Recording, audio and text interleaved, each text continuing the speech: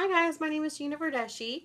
This is my video blog for Comm 323, Leadership and Event Management. This assignment was about making a video analyst on an event from the past or future, but mostly the past. Definitely something about sports or campaigning or politics or fundraising or just events, pretty much, which could be anything. And the event that I chose was the Macy's Day Thanksgiving Parade, only to get me more excited about Thanksgiving, which is next Thursday. I'm going to show you a little clip that was posted on YouTube. It's the 2016 Macy's Day Parade. I just wanted to get you a little feel, get you a little more excited, so that you can see where I'm coming from for my analysts. Okay, people, today is Macy's 90th Thanksgiving Day Parade. This is gonna be great. Okay, let's see, we got balloons, floats, singers, dancers, dancing Christmas trees. Wait, dancing Christmas trees? Ah, yes, of course. What's Thanksgiving without the dancing Christmas trees?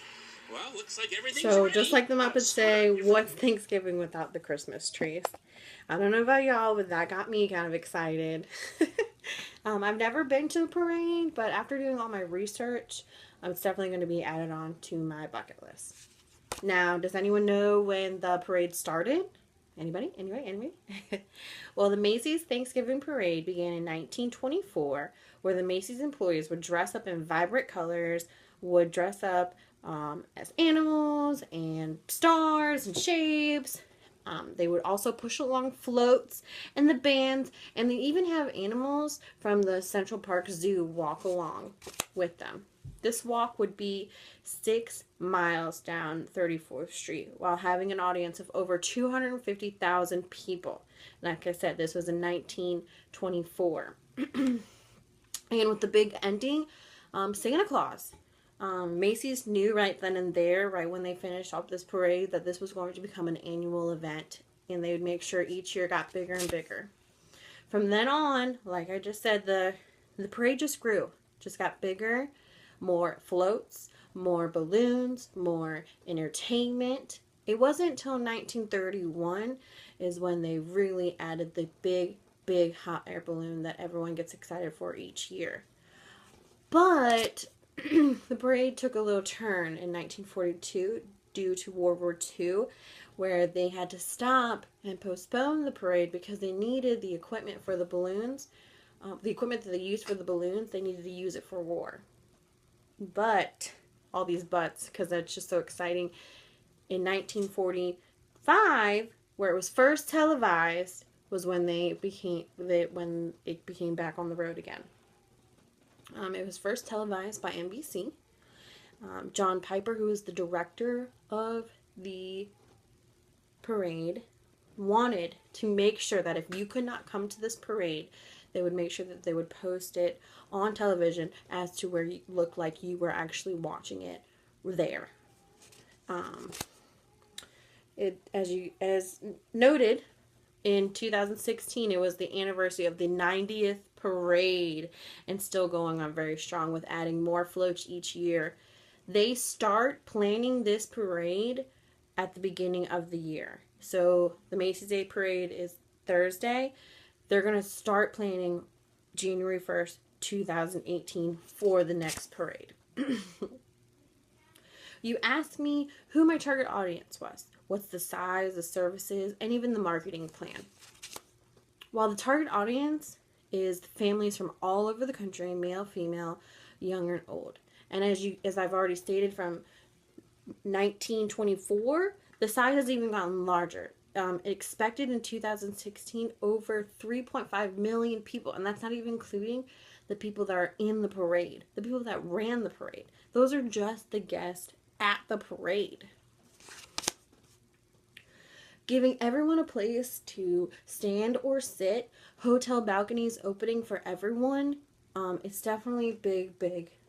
They allow a lot of Porta Johns at every corner, and food stands, extra food stands for everyone to eat.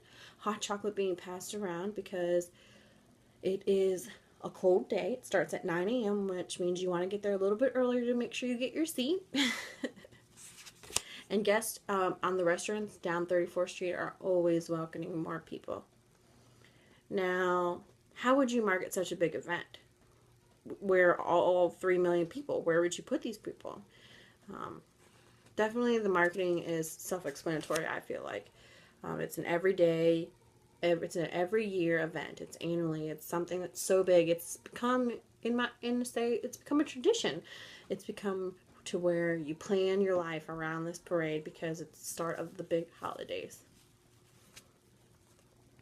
I really do think that I really do like the way that the news articles stated out there how Macy's has its own website talking about the parade, telling people the lineup, showing people where they can sign up for hotels, showing people where they can eat, showing people where the porta potties are on. You can go to www.macysparade.com and it's all animated right then and there. Hotels even send out a little reminder to people stating, hey, Macy's Day Parade, book now while you can, which I think is pretty cool. And of course, NBC talks about it in the Good Morning Talk Show. All the radio stations talk about it. And it's really, really a good time. For the end of this analyst, you asked me what would I add or change to the event. And I think they have done a very good job. From what I have not heard any compliments. I've looked and looked and looked. I've done research on YouTube videos, and everyone that I've said, they have said that of course it's overcrowded, but that's 3 million people on this 3-mile block to watch this big parade. Why would it not be crowded? But I'm glad that they definitely give a lot of places for people to go to the bathroom and plenty of opportunities to grab food right then and there. Excuse me. They also have where you would just where you would just sit down and people can walk around and give you food, just kind of like at the baseball field where they're like hot dogs, hot dogs. That's definitely cool too. The marketing value I would not change. I think they do a great job with getting the word out, of telling people the tradition that's alive. It's definitely, the marketing is right on point. As for the leadership style, I personally, if I was in charge, it would totally be a coaching style. You have to have a coaching where it's okay to be high supportive and high directive. You need to be able to focus on both goals to achieve and support each other, like in module 542, where we go over the coaching styles. It's definitely the coaching style because you want everyone to participate as much as possible. And if I was in charge, I would need to make sure that I was somebody that everyone looked up to and would be able to want to participate with me. That's it for my blog. I hope this makes you want to go watch the Macy's Day Parade. I'll be watching it while cooking stuffing on Thursday. Happy Thanksgiving, y'all.